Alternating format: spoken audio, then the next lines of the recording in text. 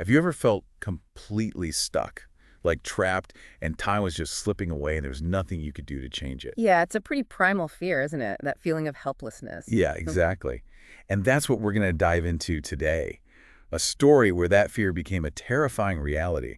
We're talking about the 1982 avalanche at Alpine Meadows in California. A story of incredible force and devastating loss, but also remarkable resilience. And at the center of it all, a survival story that seems almost impossible. A young woman named Anna Conrad was buried alive for 5 days. 5 days. It really makes you question the limits of human endurance. It does. So let's rewind back to March of 1982. Picture Alpine Meadows. It's this beautiful, bustling ski resort nestled in the Sierra Nevada mountains. It's the end of season, everyone's just soaking up the last bit of winter fun. But then a spring blizzard rolls in, Oh, dumping yeah. feet of snow and whipping up these winds over 100 miles an hour. And this wasn't just any blizzard. This was like the perfect storm, setting the stage for one of the deadliest avalanches in U.S. history. Wow. And I understand that Alpine Meadows was actually known for its avalanche risk. It was, the U.S. Forest Service had actually labeled it an A-level avalanche area, meaning it had the highest number of avalanches annually compared to any other ski area in the United States. So it was kind of a ticking time bomb in a way. In many ways, yeah. It's a sobering reminder that even in a place designed for recreation, nature's power can turn deadly in an instant. Absolutely. And the ski patrol at Alpine Meadows, they knew this all too well. They had a very rigorous avalanche control program. They would use explosives and rifles Wow. to trigger these smaller controlled avalanches to try to mitigate the risk. Yeah, it was a constant battle against the elements, a delicate dance between human intervention and the unpredictable forces of nature. But this blizzard, it was relentless. The heavy snowfall combined with those howling winds made it nearly impossible for the ski patrol to do their usual control work. Yeah, visibility was so poor that even accessing the starting zones, the areas where they would typically trigger those controlled avalanches, became incredibly dangerous. So they were really fighting a losing battle. In many ways, yeah, they were doing everything they could, but this storm was just too powerful, too unpredictable. And as the storm intensified, the mountain manager, Bernie King, he made the tough decision to close the resort. He sentenced most of the staff home, but asked a skeleton crew to stay behind, to continue with that avalanche control as best they could. It was a call made with the best intentions, aiming at protecting lives. And one of those sent home was Anna Conrad. She was actually pretty happy about the unexpected day off because her boyfriend was visiting from college. They spent the morning together, and then in the afternoon, they decided to go cross-country skiing. But on their way back, they stopped at the resort so Anna could grab some gear from her locker. Just a quick stop that would have life-altering consequences. Meanwhile, up on the mountain, the situation was deteriorating rapidly. One of the ski patrollers, Jake Smith, he was making his rounds when he realized just how serious the situation was. He grabbed his radio and you could hear him frantically shouting, "Avalanche! Avalanche!" over and over again. A desperate attempt to warn everyone down below, a final act of heroism. And Bernie King, the mountain manager, he heard Jake's warning over the radio, just moments before the entire summit terminal building started shaking violently. He later described it as feeling like an earthquake, a deep, guttural roar that seemed to shake the mountain to its core. And then everything went dark. A wall of snow, over 1,000 feet wide, came crashing down the mountainside, engulfing the base area and several buildings, including that summit terminal. It's hard to even comprehend the sheer force of that moment. Trees were uprooted, boulders were tossed around like pebbles, and the resort was instantly plunged into chaos and darkness. A stark reminder that even in the face of our best efforts, nature can unleash its fury in an instant. Word of the avalanche spread quickly, and soon a frantic rescue effort was underway. Staff members who had been sent home, along with volunteers from the surrounding area, rushed to the scene. Armed with whatever tools they could find, shovels, skis, even their bare hands, they began digging through the snow, desperately searching for survivors. It must have been an absolutely chaotic scene. The weather was still treacherous, the snow was deep and unstable, and the risk of another avalanche was very real. And they were racing against time, weren't they? I mean, the odds of survival decreased so rapidly after an avalanche. Absolutely. They knew that every minute counted.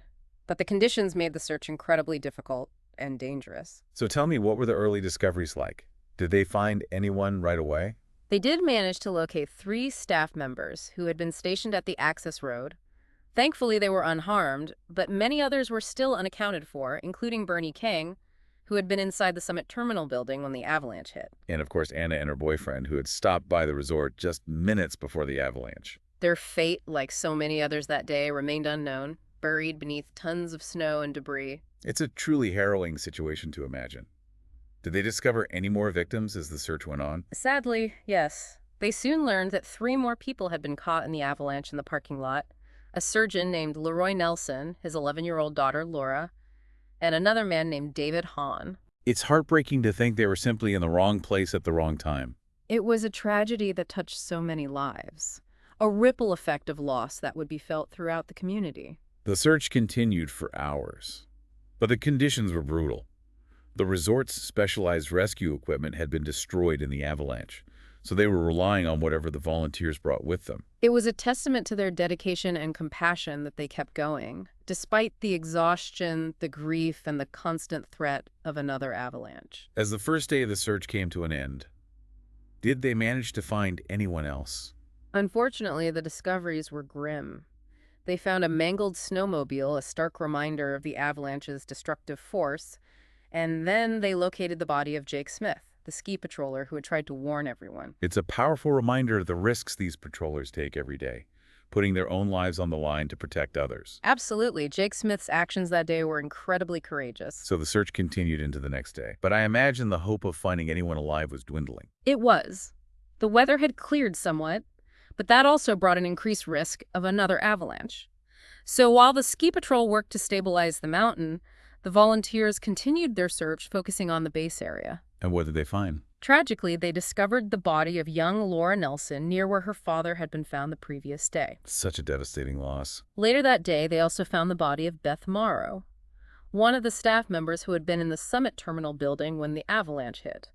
So at this point, it seemed like a recovery operation rather than a rescue. Yes, the mood was somber. Hope was fading with each passing hour. But amidst the despair, there was one glimmer of possibility. A few rescue dogs had joined the search effort. Now, this was still a relatively new approach to avalanche rescue in the U.S. back then, wasn't it? It was, and there was some skepticism about how effective dogs could be in such a chaotic environment with so many scents and distractions. I can imagine it would be a challenging task for even the most highly trained dog. Initially, the dogs weren't having much luck. One found someone's lunch buried in the snow, another unearthed a mouse. But then, on Friday, April 2nd, a full 3 days after the avalanche, a German shepherd named Bridget started acting very excited, signaling to her handler, Roberta Huber, that she had found something. This is where the story takes a truly remarkable turn. It does.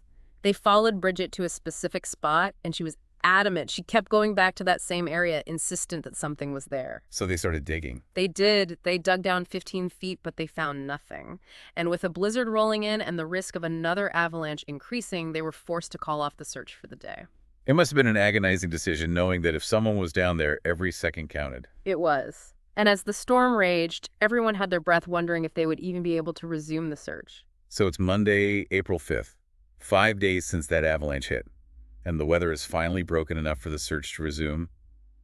I can only imagine the tension and anticipation as those rescue teams headed back up the mountain. Yeah, it was a day filled with both hope and trepidation.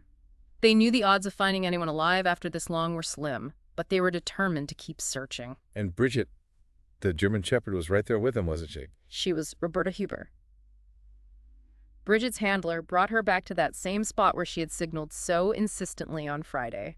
And Bridget didn't hesitate.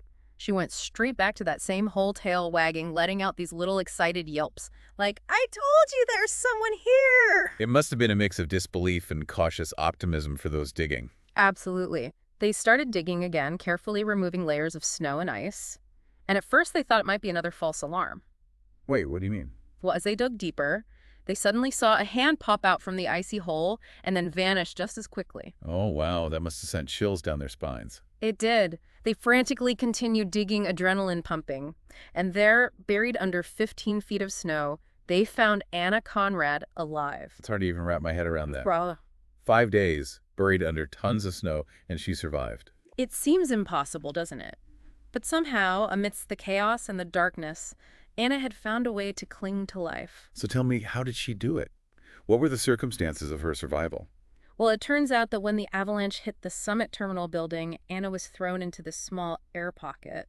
It was created by a couple of lockers that had been ripped from the wall. So she had some breathing room. That's crucial in an avalanche situation. It is. And luckily, she was also wearing several layers of clothing, which helped protect her from the extreme cold. But still, 5 days in that kind of environment, it's just mind-boggling. It is. When the rescuers finally reached her, Anna was confused, dehydrated, and suffering from severe frostbite, but she was conscious and talking. Do we know anything about what she experienced during those 5 days trapped in the darkness? She later recounted feeling this tremendous pressure as the snow piled on top of her, and then a disorienting sense of being tossed around like a rag doll. It must have been absolutely terrifying. It was. But what's remarkable is that Anna said she never gave up hope. She remembers thinking, okay, I'm in this situation, but I'm going to make the best of it.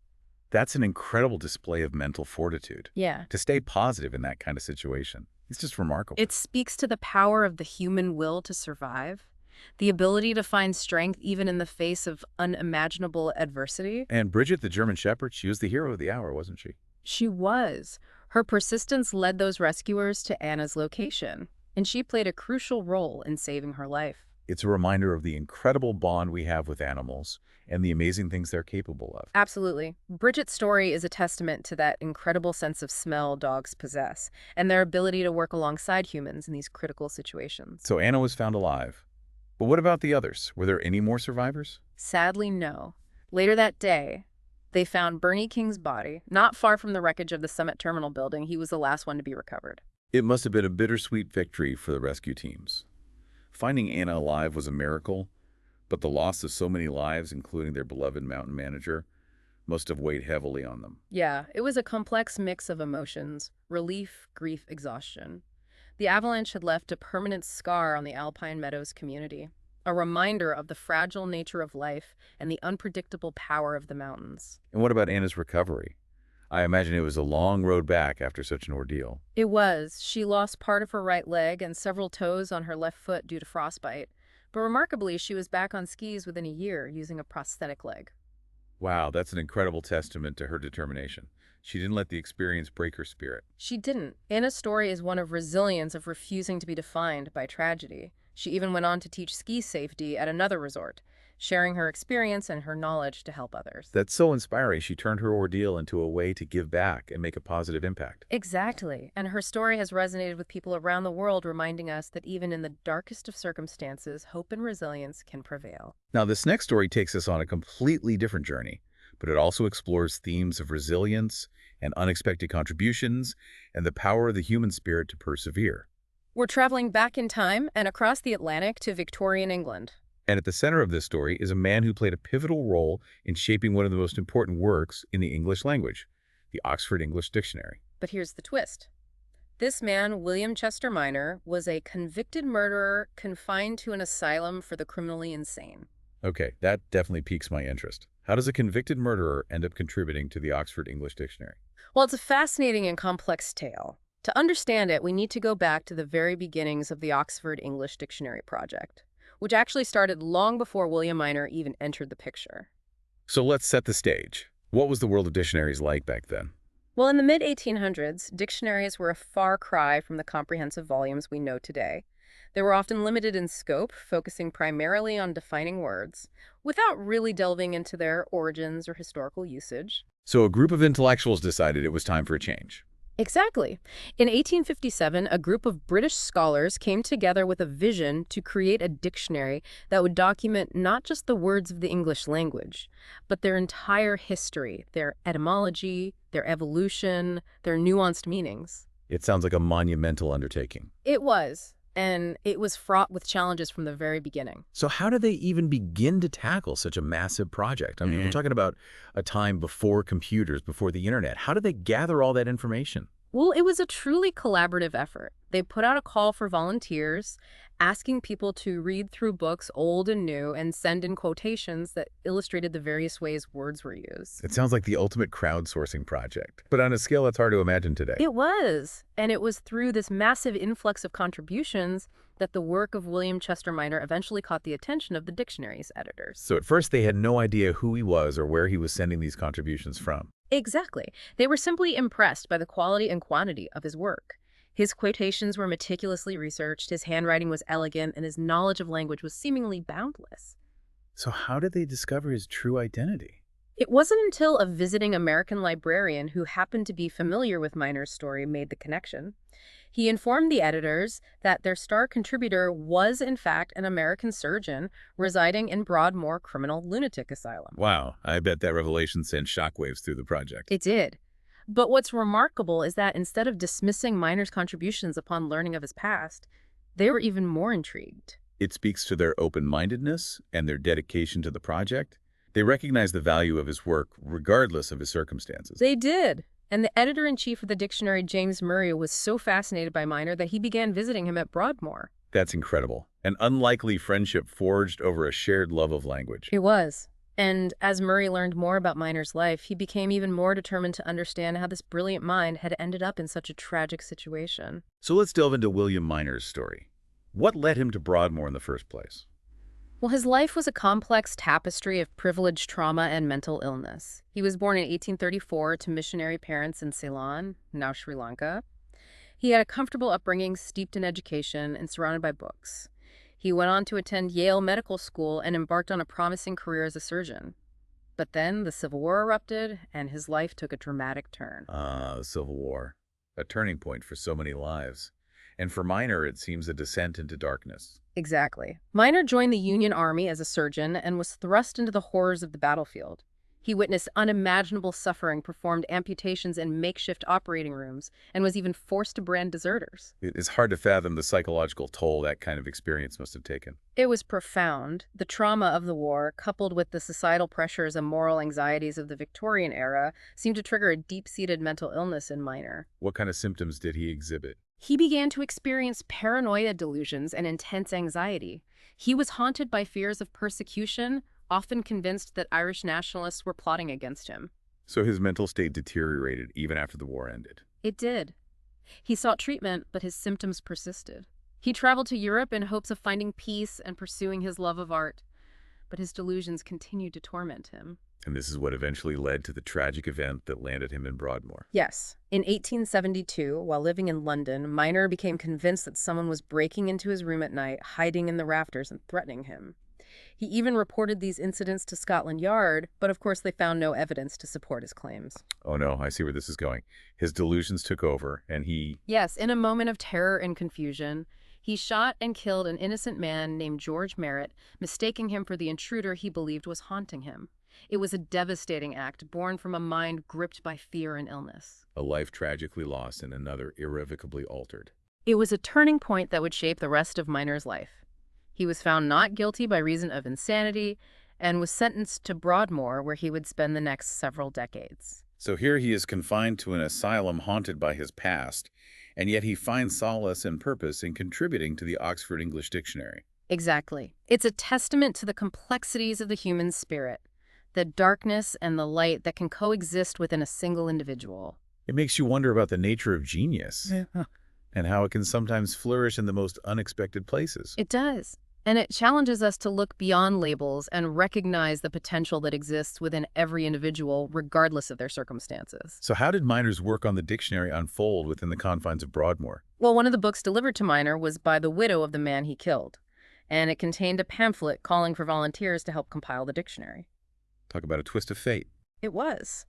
And Miner, surrounded by his vast collection of books, saw an opportunity to use his knowledge and intellect for a purpose greater than himself.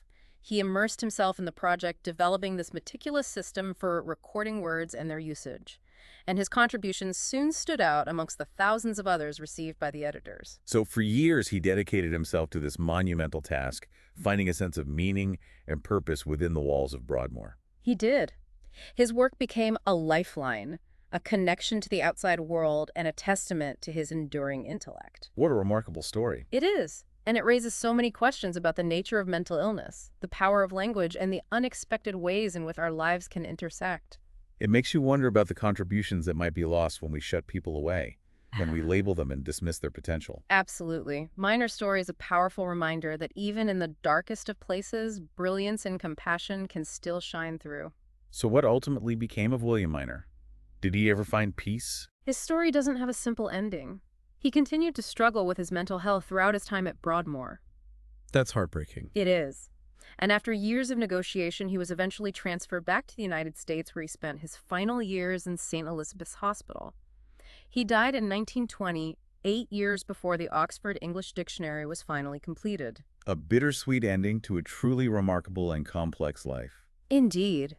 And while the exact number of his contributions is unknown, it's estimated that William Minor contributed tens of thousands of quotations to the Oxford English Dictionary, shaping the way we understand and use the English language today. It's a legacy that transcends the boundaries of his confinement, reminding us that even in the face of adversity, the human spirit can find ways to leave a lasting impact on the world. And speaking of legacies, let's bring our conversation full circle back to the 1982 Alpine Meadows avalanche and the story of Anna Conrad. Two seemingly disparate stories, yet both highlight the incredible resilience of the human spirit.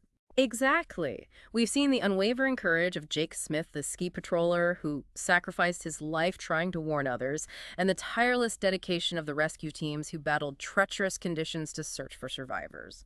And of course, the astonishing story of Anna Conrad, who defied the odds and emerged from the snow after 5 long days, thanks in part to the persistence of a remarkable dog named Bridget.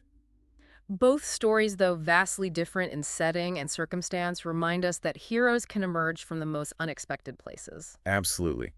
And they challenge us to look beyond the surface, to recognize the potential that exists within every individual, regardless of their past or their circumstances. It's a powerful message, isn't it? It is.